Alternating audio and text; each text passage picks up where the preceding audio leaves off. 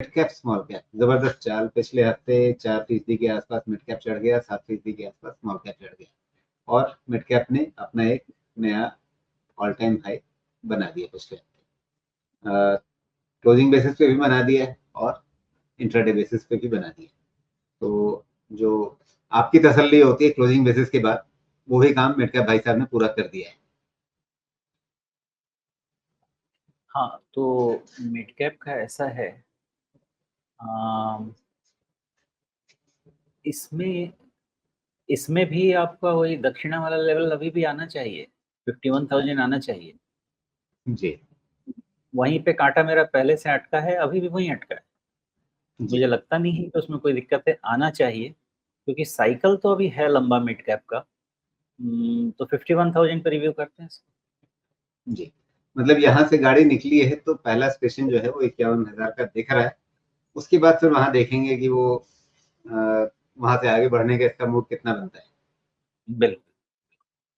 जी, लेकिन 50,000 से 51,000 मतलब इतने एक हेवी बेस के साथ इंडेक्स अगर 1000 पॉइंट बढ़ता भी है, मतलब समझने वाली चीज ये है कि क्या मिड कैप की वो चाल जो हमें फरवरी से पहले दिख रही थी, क्या वो चाल रिज्यूम हो गई है, या बीच में एक थोड़ा सा असमंजस वाला दौर आया, उसके बाद फिर कहीं से एक वापस, जिसको आप शॉर्ट कवरिंग नेचर कहें या मोटे तौर पे कहें कि हाँ ठीक है अब और नहीं गिरना था, लेकिन क्या वो पुरानी फरवरी से पहले वाली चाल वापस लौट रही है, या आपको अब एक कंसोलिडेशन दिखता रहेगा, मतलब ऊपर नीचे होते रहेंगे?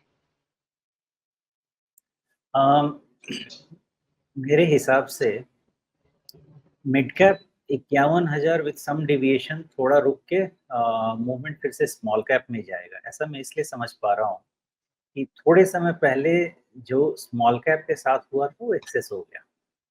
तो वो चीज़ रिज्यूम होनी चाहिए मेरे अंदाजे से। तो मिड कैप 51,000 जाने के बाद शायद वहाँ से थोड़ा-सा कैनिबलाइजेशन होगा टुवर्ड्स स्मॉल कैप, इस अंदाजे से मैं कह रहा हूँ। और मान लेते हैं कि अगर 51,000 मिड कैप निकला तो शायद मुझे बड़ा बात करना पड़ेगा, वो उसके बाद कर। जी, तो अभी 51,000 पे एक लकीर डाल दें क्या? हाँ, हाँ, डाल दीजिए। पहले ज़रा बाज़ार देखे तो जाए 51,000 में। जी, चलिए ठीक है, तो ये तो रही बात 51,000 पे लकीर डालेंगे मिड कैप में, लेकिन स्मॉल कैप में क्या हो रहा है? वहां तो 7% की चाल बन गई पिछले हफ्ते, एक हफ्ते के अंदर। पता नहीं सब क्यों दक्षिणा देना चाह रहे हैं, स्मॉल कैप भी आपका ऑलमोस्ट 21,000 देना चाहिए।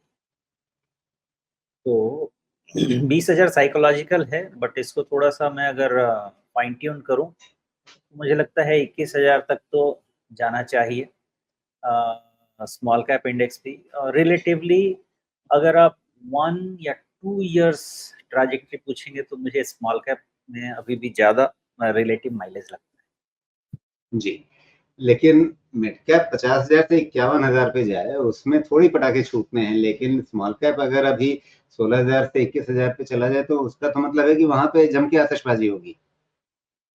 हाँ, एक्चुअली स्मॉल कैप क्या है, वो बंदर कूद होती है ना, एक बारी में कूद के एक से दूसरे डाली पहुँच जाते हैं, उसके बाद थक के रुक जाते हैं। मतलब बहुत ही छोटे-छोटे कंपनीज़ हैं ना, वहाँ पे मूवमेंट लाने के लिए आपको बहुत मेहनत नहीं करनी है। फॉर एग्ज़ाम्पल मान लीजिए कि लार्ज कैप में मूवमेंट लाने के लिए आपको ₹100 खर्च करने हैं, तो मिड कैप में मूवमेंट लाने के लिए आपको शायद ₹30, ₹40 से ज़्यादा खर्च नहीं करना है। स्मॉल कैप में मूवमेंट लाने के लिए ₹10-15 बहुत है आपका खर्च, उतना ही लगाएँगे दम, टारगेट उससे ज़्यादा टारगेट पहुँच जाएगा। तो एब्ज़ॉर्प्शन रेट तीनों के अलग-अलग हैं, बिकॉज़ छोटे-छोटे मार्केट कैप हो जाते हैं स्मॉल कैप में आके, मूवमेंट लंबा हो जाता है, लिक्विडिटी कम रहती है, तो आपका इम्पैक्ट कॉस्ट ज़्यादा आता है। आप कुछ भी खरीदने जाते हैं, 3% 2-4% तो आपको ट्रांज़ैक्शन कॉस्ट में देना पड़ जाता है, खरीदने के लिए इम्पैक्ट कॉस्ट में देना पड़ जाता है।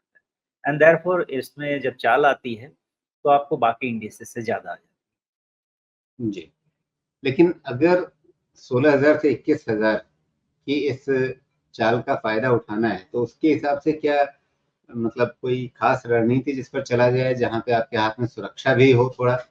हालांकि जब आप स्मॉल कैप में जा रहे हैं तो वहां आपको ध्यान रख करके चलना पड़ेगा कि रिस्क ज्यादा है, लेकिन फिर भी थोड़ा तुलनात्मक रूप से जहां पे आप कहें कि हाँ हम सोच समझ करके बेहतर ढंग से चलें और इस चाल का फायदा भी उठा सकें। स्मॉल कैप में तो टॉप डाउन अप्रोच तो आपको लेना ही है, लेकिन कंपनीज़ इतनी ज़्यादा हैं कि आपको स्टॉक स्पेसिफिक बहुत मेहनत करके निकालना पड़ेगा। जनरल बाइंग यहाँ नहीं हो सकती है। मान लेते हैं कि 100 शेयर आपको मिल गए लार्ज कैप में, 150 मिल गए मिड कैप में, अब 16-18 हज़ार की लिस्टिंग है, तो ढूँढते-ढूँढते तो थक जाएँगे। जनरल बाइंग तो नहीं हो पाएगी वहाँ। इसलिए स्मॉल कैप में स्टॉक स्पेसिफिक होना पड़ेगा, लेकिन अभी का जो इकोनॉमी का सिचुएशन है, मुझे लगता है बॉटम अप अप्रोच नहीं करना चाहिए स्मॉल कैप में। टॉप डाउन ही करना चाहिए और टॉप डाउन में आने के बाद जो सेक्टर्स जो फ्यूचरिस्टिक इन नेचर हैं, उसमें जाके फिर अच्छे हाई क्वालिटी अच्छे आरओई वाले बिज़नेस, ज़ीरो डेट वाले बिज़नेस, अच्छे कैश फ्लो वाले बिज़नेस, अच्छे सेल्स ग्रोथ वाले बिज़नेस, ऐसी चीज़ें जाके लेनी चाहिए। जी। तो स्मॉल कैप में एक बड़ा अवसर दिख रहा है, उसका फ़ायदा उठाने की तैयारी ज़रूर रहनी चाहिए।